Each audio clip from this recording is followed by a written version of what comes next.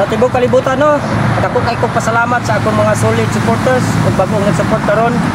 Yung mga kununayon pag-support, salamat kay sa inyong pag-support. Paki-share lang sa akong video para daghan kay ang makahibalo sa mga health tips nga akong ihatag karong adlaw. Do? Kabalo ba mo nga ang dahon sa mangga mo'y pinaka-the best nga tambal sa barikos. Do? Tambal sa barikos ang dahon sa mangga.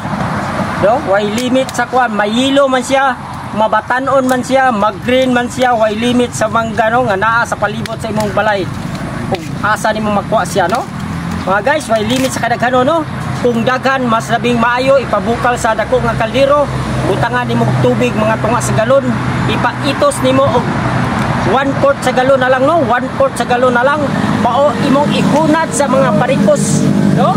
Barikos, kung mahimo ayaw ilabay ang dahon no, pabukali siya maayo nga ang 1/2 galon mahimo na lang 1/4, no? Ihunat siya sa mga barikos.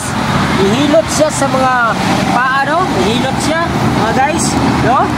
Inaana ang pagkuan, init-init pagamay na makaya nimo ang kainit. Dahon sa mangga. Dahon sa mangga.